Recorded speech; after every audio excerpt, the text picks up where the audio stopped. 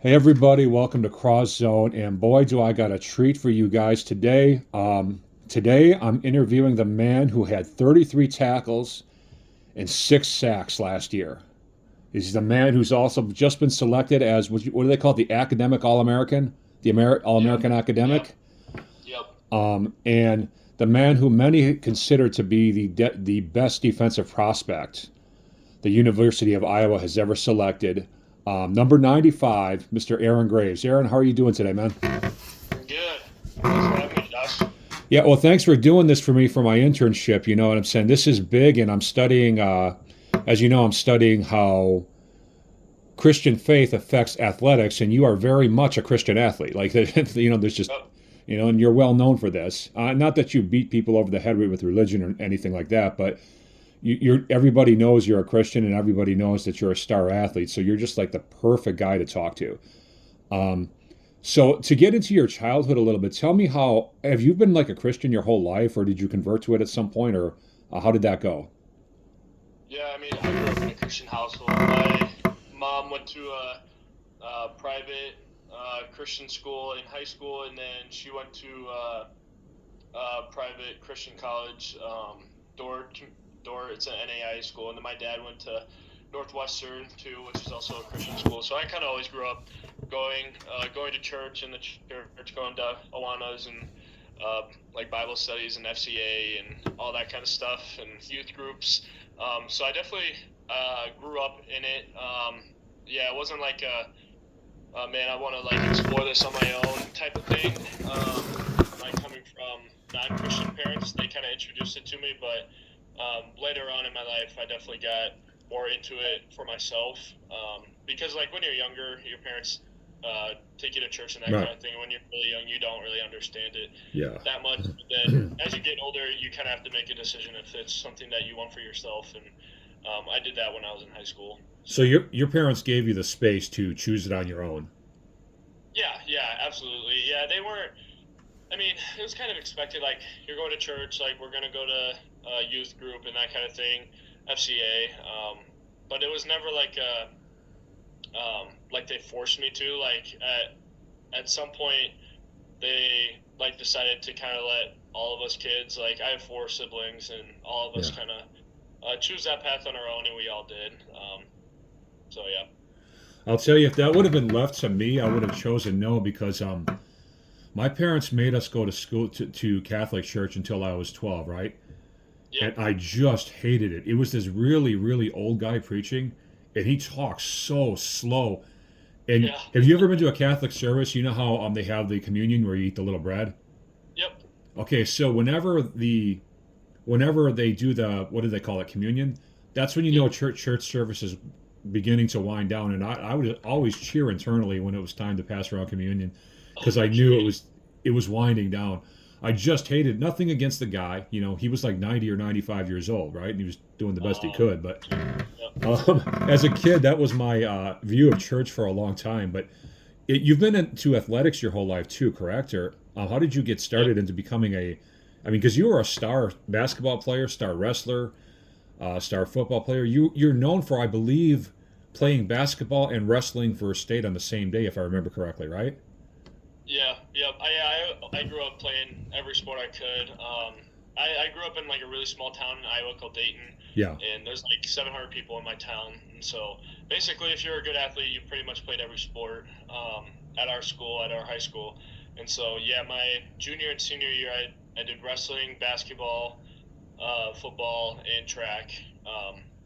My senior year, I did track, and yeah, I mean, it was successful. I had a lot of fun doing all of them, and I think it really makes you a well-rounded athlete. But yeah, I mean, I grew up from a young age doing all of like the little league, like youth sports that they offered with just like parents coaching us like recreationally, and then I played a little AAU basketball there in middle school for a while, and then high school just played all the sports too. So I've always my family and I have always been super involved in all types of sports. So when you've been in college for 2 years, 3 years now, I believe you're a junior, going to be a Yeah, senior. this is my third year. Yep. Yeah. As a Christian, like, do you notice a difference, like a bigger struggle, like with your faith from high school to college? Because I know in college there's a lot more temptations. Like people are offering you drugs and parties, and there's women that want to sleep with you and all that sort of stuff. So I mean, like that probably wasn't there that much in high school. So like, how do you as like a Christian athlete sort of deal with that? Yeah, I mean, for sure, like what you just said is very true. Being in a small town, there wasn't a whole lot of opportunity to even take advantage of things like that, and like do things like that, like drugs and women and that kind of thing. Just because there weren't a bunch of people, and there weren't a lot of people doing that, and I didn't hang out with those people. But when you get to college, and those kind of things are around you, you can kind of make the conscious decision to um, not hang out with those type of people. And I think the biggest decision I made when I first got here was like, okay, this is like a fresh start for everybody, and I don't want the group that I'm hanging out with to be the kind of people that would do that and like partake in those kind of activities. And so I think just surrounding yourself with a good group of people right when you get here is really important. And so that's what I did. And then I had some teammates like Logan Lee was a big one for me. He reached out and asked if I went to church and FCA and AIA, some we have here. And so he invited me to go to all those things with him. And that's kind of how I got the ball rolling with that. And then, yeah, just surrounding yourself with like good people that align with your values. Um, how strong is the temptation? I mean, how I know what it was when I was younger, and it was way crazier when I was younger. You know what I'm saying? Like I'm sure you've heard stories about the '90s, Yeah. but like how often does the temptation present itself? Like I assume you get approached to go to somebody's party and become part of somebody's frat, probably on a weekly basis, right? Like No, I mean, really now with my class schedule, like I don't see that many people who, like I don't even have the chance to interact with a lot of people that would ask me that kind of thing. So it doesn't happen as much as you think, but certainly when we're freshmen in the dorms and there's more people around us and you're in bigger classes type of thing, sure people would ask me, but it kind of gets to a certain point where people know who you are and know like you don't want to do that in the first place. So then they just get to a point where they stop asking. And then I would say in terms of like the temptation of it, if you aren't putting yourself in the position to be tempted, then you can't be tempted, right? So then I think just eliminating situations where you can be tempted and can have a chance to partake in that kind of thing is big too. Because, um, like women, like sexual temptation, the yeah. Bible says flee from that. It's the only sin where they say like flee from it, like don't try and fight it, like run away from it. And so if you're in a situation where you're alone with a bunch of girls or that kind of thing, then like God says you should flee from that situation so you can't even do something that would go against His will in the first place. So just not getting yourself in that environment to begin with is big too. Well, I mean, everybody around here knows who you are. You know what I'm saying?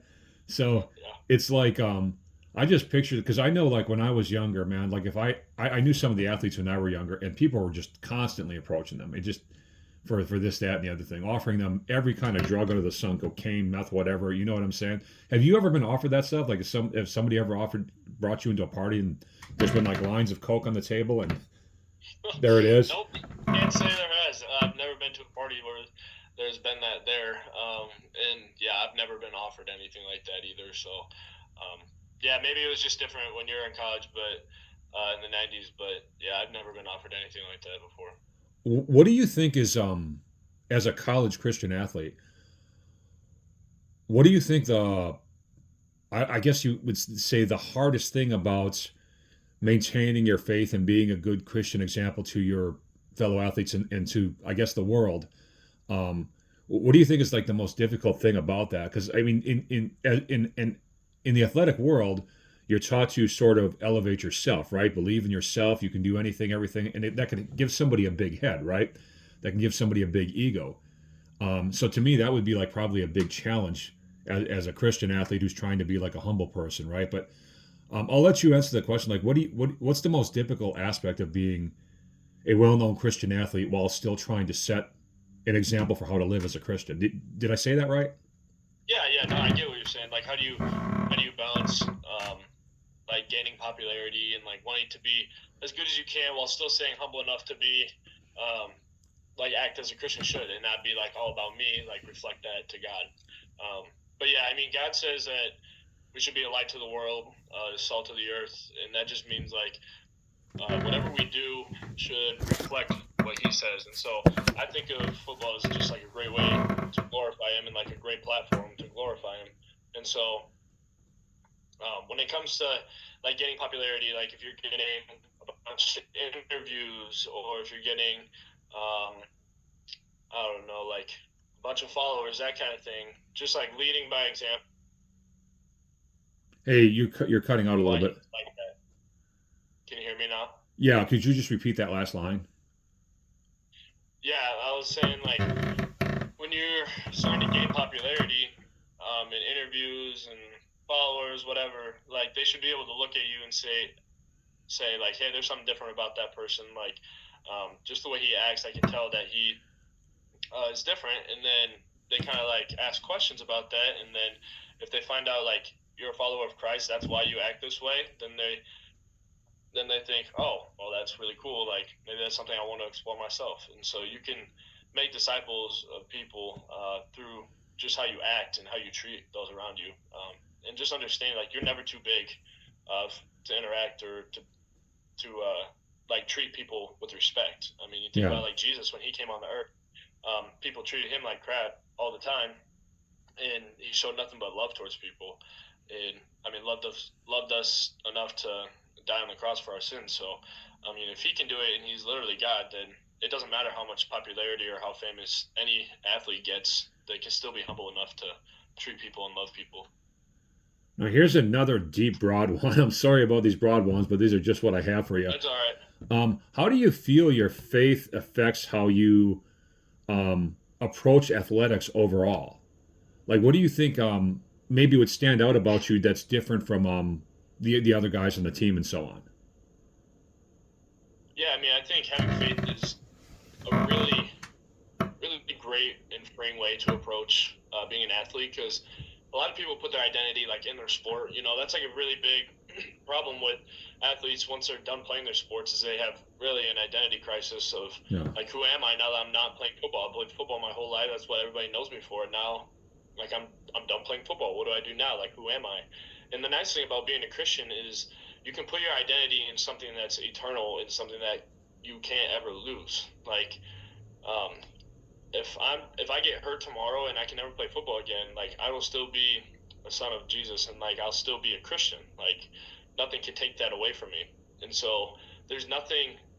I don't think there's anything in this world that you can say definitively. I put my identity in this that can't be taken away from you, and just turn your whole life around. You know, like it doesn't matter what you put it in. Put your identity in as an athlete or anything else, it can be taken away from you on this earth. But if you're a Christian, that's something that can't be taken away from you. Yeah. And in a way, it's like freeing. Like, um, instead of like if I have a bad game, instead of being like, man, I'm the worst football player ever, because that's like I'm putting my identity in as a football player. I'm the worst football player ever. People are gonna see that and hate on me.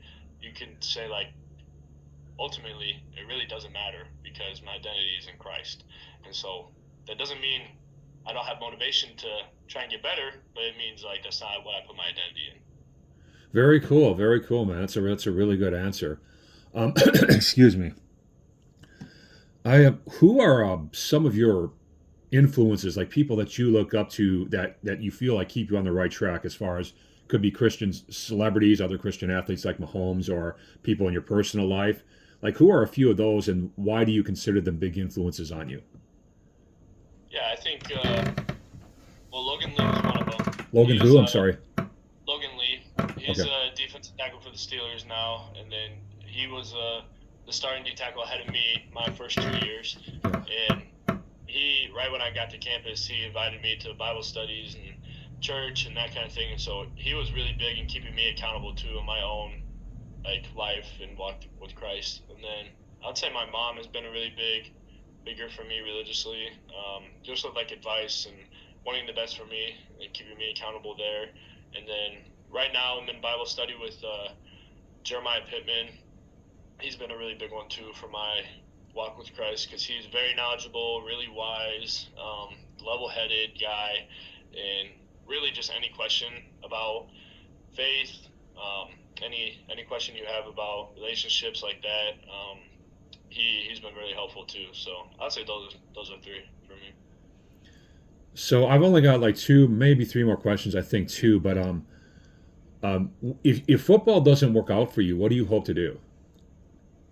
Honestly, still up in the air. I don't really know yet. I thought I wanted to be a strength and conditioning coach. I got my undergrad in exercise science, which I would still like to do, but it's hard to make money in that field Yeah, unless you like work for a college program or NFL program, which I think I could do, but I'm not sure I would really want to do that because there's a lot of moving around at first and that kind of thing, and that's hard to do. And it takes a while for you to work up to a good, solid paying job.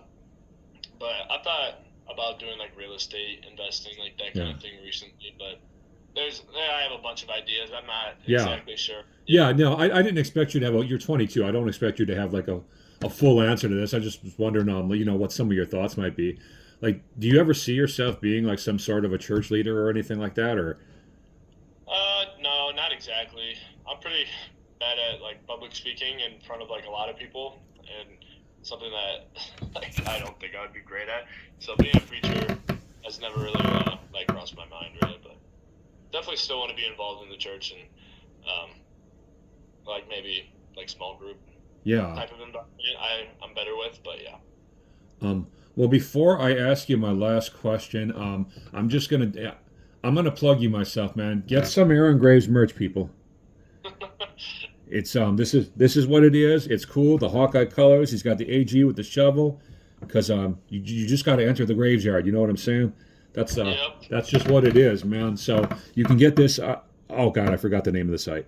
RTI Threads. RTIthreads.com. That's right. And Yep. Aaron's merch is on there. He's got a bunch of stuff, shirts, hats. I think you even got a couple of like bandanas or something, if I remember correctly. He's got some Yep. stuff over there for you guys to check out. But for my final question, I'm going to ask you, what advice do you have for incoming Christian athletes? Not just to the University of Iowa, but any university in this country. Like, if you could instill one thing in them to prepare them for what's ahead of them, and you could speak a paragraph or two to them, what do you think you would say?